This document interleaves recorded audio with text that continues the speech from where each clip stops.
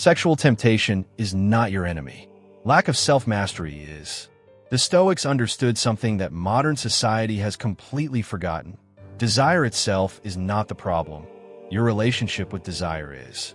We live in an era of unprecedented sexual stimulation where pornography is accessible within seconds, where social media feeds are engineered to trigger dopamine spikes, and where instant gratification has become the default mode of existence. The result is predictable. Millions of men find themselves trapped in cycles of compulsion, guilt, shame, and repeated failure, constantly promising themselves that tomorrow will be different while feeling powerless against their own impulses. But here's what most people get wrong about the Stoics. They weren't celibate monks hiding in caves, desperately suppressing every natural urge that arose within them. Marcus Aurelius was an emperor surrounded by luxury and temptation. Seneca was one of the wealthiest men in Rome with access to every pleasure imaginable. Epictetus survived slavery before becoming one of the most influential philosophers in history. These were men who lived in the real world, who experienced desire, who had access to power and pleasure, yet they developed a framework for maintaining complete sovereignty over their own minds. They didn't fight their urges through sheer willpower alone. They mastered them through understanding, strategy, and the deliberate cultivation of mental discipline. If you want to develop genuine self-control, unshakable mental strength, and the ability to direct your energy toward what actually matters in your life, then subscribe to this channel, because here we don't fight urges, we master them through ancient wisdom applied to modern challenges. Let's explore exactly how the Stoics dealt with sexual temptation and how you can apply their strategies starting today. The first principle that changed everything for the Stoics was this radical idea from Epictetus. It's not things that disturb us, but our judgments about them. Most men approach sexual temptation with a fundamentally flawed assumption built into their entire strategy. They believe that experiencing desire means they've already failed, that feeling tempted is itself a form of weakness, that the mere appearance of sexual thoughts represents some kind of moral defeat. This creates an impossible situation where you're not just fighting the urge itself. You're fighting the shame about having the urge, the guilt about being the kind of person who experiences these thoughts, and the fear that you're somehow broken or defective for feeling what every human being naturally feels. The Stoics saw this completely differently. They recognized that the initial appearance of desire is entirely automatic, completely biological, and fundamentally neutral from a moral standpoint. Your brain is wired through millions of years of evolution to notice sexual stimuli and generate an immediate response. This is not a character flaw, it's neurochemistry. What actually matters, what determines whether you're enslaved or free, is not whether the impression appears in your consciousness, but how you respond to it once it arrives. There's a massive difference between having a thought enter your mind and choosing to follow that thought, between experiencing an impulse and obeying that impulse, between noticing desire and identifying yourself as that desire. When you're practicing no-fap and a wave of temptation hits you, the Stoic approach is to immediately create separation through awareness. Instead of panicking, instead of white-knuckling your way through resistance, instead of mentally beating yourself up for being weak, you simply observe what's happening with the detachment of a scientist examining data. You tell yourself, this is an impression, not a command. This is a signal my brain generated, not an order I must follow.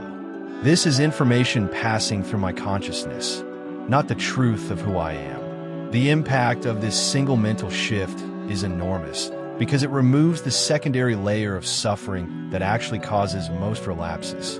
You're no longer fighting the urge and the shame simultaneously. You're no longer adding emotional fuel to a biological fire. You're simply watching, acknowledging, and allowing the wave to pass without getting swept away by it. The second technique the Stoics used was what Marcus Aurelius called seeing things for what they truly are, and it's one of the most powerful mental tools for breaking the spell of sexual compulsion. Your brain, especially when it's been conditioned by years of pornography consumption, doesn't see sexual activity accurately. It sees a fantasy, an escape, a promise of transcendent pleasure that will finally satisfy this aching need inside you. The anticipation creates a kind of magic around the act itself, elevating it into something far more significant than reality can possibly deliver. This gap between expectation and reality is what keeps you trapped in the cycle, because you keep chasing something that never quite materializes the way your mind promised it would. The Stoics developed a specific practice to counter this: deliberate mental decomposition. They would take experiences that seemed overwhelmingly desirable and break them down into their actual physical components, stripping away all the emotional and psychological embellishment that the mind automatically adds. When applied to sexual temptation, this practice becomes devastatingly effective. Your brain presents you with images of excitement, connection, pleasure, and release, packaging the entire experience as something you desperately need. But when you slow down and examine what's actually happening from a purely physical standpoint, the picture changes dramatically. You're looking at pixels on a screen, generating electrical signals in your visual cortex. You're observing a temporary spike in dopamine followed by a predictable crash. You're watching yourself engage in a repetitive physical motion that leads to a few seconds of sensation, followed by immediate depletion, fatigue, and often regret. When the urge arrives, instead of immediately reacting to it, you pause and mentally walk through the entire sequence with brutal honesty. You imagine yourself clicking that first link, feeling the initial rush, then the progressive numbness as you search for something more stimulating, then the mechanical action itself, then those few seconds of release, then the immediate aftermath where you're sitting there drained of energy, slightly disgusted with yourself, knowing you have to reset your counter again, feeling that familiar emptiness that somehow feels worse than the original urge. By removing the fantasy and facing the actual reality of what you're about to do, the desire loses its hypnotic power over you. Your brain exits the compulsive state and returns to rational evaluation.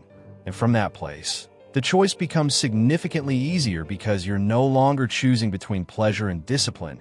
You're choosing between a fantasy and reality, between a false promise and actual experience. Most men try to control their urges through conscious willpower alone, which is why they keep failing. The real battle isn't happening in your conscious mind where you make decisions and set intentions. It's happening in your subconscious programming where automatic patterns and deeply ingrained responses live. If you want to reprogram these patterns at the root level rather than just fighting symptoms on the surface, check the link in the description for the Subconscious Millionaire System.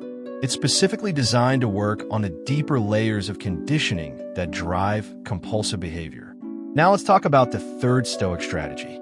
Seneca gave us one of the most practical pieces of advice in all of Stoic philosophy when he said, "Avoid the occasions of vice." The Stoics were extremely pragmatic thinkers who understood that willpower is a finite resource that depletes throughout the day, and relying exclusively on conscious resistance is a strategy designed for eventual failure. This is where most people practicing NoFap make a critical error. They treat it like a test of moral strength where the goal is to expose yourself to temptation and prove you can resist it through sheer force of will. They keep their phones next to their beds. They scroll through social media feeds filled with deliberately provocative content. They maintain all the same habits and environments that led to compulsive behavior in the first place.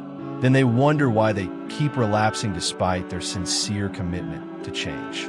The Stoics took a completely different approach based on environmental design rather than willpower optimization. They recognized that certain situations, certain stimuli, certain contexts make discipline exponentially harder, while others make it almost automatic.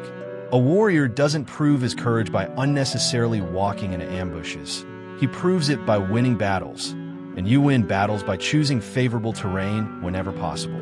This means you need to ruthlessly audit your environment and eliminate or minimize everything that weakens your resolve before the moment of temptation even arrives. If you're serious about NoFap, you cannot afford to be passive about your digital environment. You need to delete social media apps that show you bikini models and fitness influencers whose content is designed to capture attention through sexual appeal. You need to install website blockers with accountability partners. You need to remove your phone from your bedroom entirely, or at minimum, put it across the room so you can't access it while lying in bed during those vulnerable early morning or late night hours. But it goes beyond just digital hygiene. The Stoics understood that idleness and unstructured time are breeding grounds for destructive impulses. When you're bored, lonely, tired, or stressed without a clear activity to channel your energy into, your brain starts searching for easy sources of stimulation and dopamine. This is why creating structure, routine, and productive fatigue is essential. You need to fill your days with activities that generate genuine satisfaction rather than leaving empty spaces where compulsion can grow. Physical exercise is non-negotiable because it burns through excess energy, regulates your hormonal system, and creates the kind of healthy tiredness that leads to deep sleep rather than restless scrolling. Deep work on meaningful projects gives you a sense of purpose and progress that makes cheap dopamine hits less appealing. Social connection, face-to-face interaction, and real-world engagement all satisfy needs that pornography pretends to satisfy but never actually delivers. When your environment is structured correctly, when your time is filled with genuine engagement, when you're physically tired from productive activity, discipline stops being a constant battle and starts becoming the natural path of least resistance. The fourth and perhaps most sophisticated Stoic principle is understanding that sexual energy doesn't need to be suppressed or eliminated. It needs to be redirected and transmuted into higher forms of achievement and creativity. The Stoics were not repressive ascetics who believed desire itself was evil. They were practical philosophers who understood that the same life force that drives sexual urges is the same force that drives ambition, creativity, determination, and excellence. The problem isn't the energy itself. The problem is when that energy gets trapped in a short-circuit loop where it's constantly being released through the easiest available outlet rather than being channeled toward meaningful goals. When you're constantly draining your sexual energy through pornography and masturbation, you're creating a system where this powerful force never gets the opportunity to build up and transform into something greater. Think about it from a purely energetic standpoint. Every time you relapse, you're releasing tension, but you're also releasing motivation, drive, and the restless dissatisfaction that actually pushes you to improve your life. After you finish, there's that temporary sense of relief followed by depletion. And in that depleted state, you're not building anything, you're not taking risks, you're not pushing yourself beyond your comfort zone. You've artificially satisfied a need that evolution designed to motivate you toward action, achievement, and genuine connection. The Stoic approach is to recognize every sexual urge not as a problem to be eliminated, but as fuel to be redirected. When you feel that energy building, instead of immediately seeking release, you consciously channel it into productive activity. You go to the gym and push yourself harder than usual. You work on your business or creative project with unusual intensity. You study, you write, you build, you create. The energy that would have been wasted in 5 minutes of compulsive behavior gets transformed into hours of focused progress toward your actual goals. Over time, you start to associate that rising tension not with the need for sexual release, but with the signal that you have energy available to invest in something meaningful. This is the secret that highly successful men throughout history have understood. Sexual energy, when properly directed, becomes an almost unlimited source of motivation, creativity, and drive. So let's bring this all together. The Stoics teach us that sexual temptation itself is not the enemy. Enslavement to sexual temptation is the enemy. They show us that the initial appearance of desire is automatic and morally neutral, that what matters is your response rather than the appearance of the urge itself. They teach us to strip away the fantasy surrounding sexual pleasure and see it for what it actually is, removing the hypnotic power it holds over us through honest examination. They show us that environmental design is more reliable than willpower, that the wise person structures their life to minimize unnecessary temptation rather than constantly testing themselves through exposure. And they reveal that sexual energy doesn't need to be suppressed. It needs to be transmuted into higher forms of achievement and creative expression. Here's what this all points to. You don't practice nofap to become pure in some moralistic sense. You practice it to become free. Free from compulsive patterns that waste your time and energy.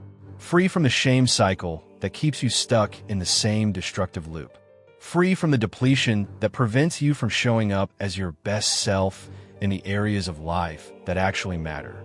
Free to direct your energy, your attention, and your life force toward building the future you actually want rather than constantly surrendering it to impulses that leave you exactly where you started. The Stoics understood that true freedom isn't the absence of desire. It's sovereignty over desire. It's the ability to feel an urge, acknowledge it, and consciously choose whether to follow it based on your values and goals rather than being automatically controlled by whatever impulse happens to be strongest in that moment. This is what discipline actually is. Not suffering, not deprivation, not white-knuckled resistance for its own sake. Discipline is the skill of aligning your actions with your intentions, of making decisions from your highest self rather than your most primitive impulses, of building a life where you're in the driver's seat rather than being dragged around by unconscious patterns. If you're serious about developing this level of self-mastery and you want to work on reprogramming the deeper subconscious patterns that drive compulsive behavior, check out the Subconscious Millionaire System in the description below. Real discipline starts beneath the surface, in the layers of conditioning that most people never examine. Master that level, and the conscious choices become infinitely easier. Now, go build the life you actually want.